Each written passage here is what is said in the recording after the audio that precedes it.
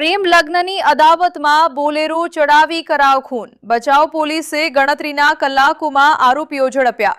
બચાવના હિંમતપુરા ફુલવાડી વિસ્તારમાં તારીખ 25 ફેબ્રુઆરી 2026ના રોજ રાત્રે વિનોદ ઉર્ફે જીગર પ્રેમજીભાઈ કોલી પર બોલેરો કેમ્પર ગાડી ચડાવી જાનથી મારી નાખવાનો બનાવ બન્યો હતો. મેહુલભાઈ લાખાભાઈ કોલી અને હર્ષદ પ્રભુભાઈ ગોવિંદભાઈ પ્રજાપતિએ થયેલા પ્રેમ લગ્નના મનદુખ અને અદાવત રાખી વિનોદ પર ગાડી ચડાવી ગંભીર ઈજાઓ પહોંચાડતા મોત નિપજાવ્યું હતું. ઘટનામાં ઉપયોગમાં લેવાયેલ સફેદ કલરની બોલેરો કેમ્પર ગાડી કબજે લેવામાં આવી છે. બનાવ અંગે બચાવ પોલીસ સ્ટેશન ખાતે વિવિધ કલમો હેઠળ ગુનો નોંધાઈ વધુ કાયદેસરની કાર્યવાહી હાથ ધરવામાં આવી છે. તારીખ 25 ફરવરીના સાંજના સમયમાં ભચાઉ શહેરના જે એક રિંગ રોડનો વિસ્તાર છે ત્યાં સાંજના સમયમાં એક બનાવ ધ્યાને આવેલ, જેમાં એક 4 વ્હીલર દ્વારા એક વ્યક્તિને જે છે હડફેટે લીધું હોય એવી એક પ્રાથમિક વિગત ધ્યાને આવેલ.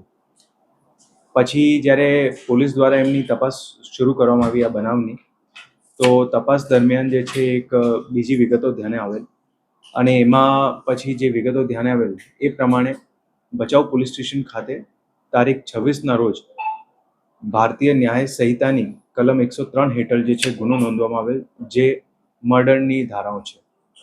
આ બનાવમાં ઓવરઓલ વિગત એવી છે કે જે એમાં મરણ જનાર છે, જેનું કારના અડફેટેથી પ્રાથમિક રીતે મૃત્યુ નિપજ્યું હોય, એમનું નામ છે વિનોદ ઉર્ફે જીગર પ્રેમજીભાઈ કોળી.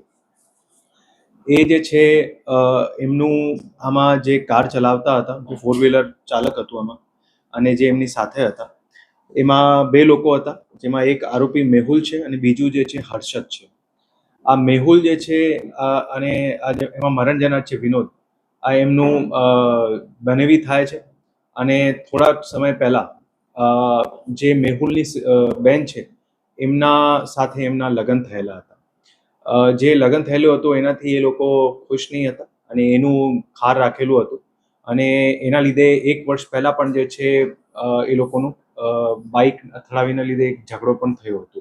એટલે સતત જે છે એ લોકો વચ્ચે મનદુખ ચાલતું હતું અને પછી 25 તારીખે સાંજે 4 વ્હીલરથી જે છે એમને મારવાનું પ્લાનિંગ કરેલ, અને એમની સાથે એક એમનું મિત્ર હતો હર્ષદ, જે એમને ગાડી પણ પ્રોવાઈડ કરે. અને જ્યારે આ બનાવ બનેલ એના પછી જે છે ત્યાં હર્ષદના ફાધર પાસે જે છે એ લોકો ગાડી રાખી દીધેલ અને પછી એ લોકો નીકળી ગયેલા હતા.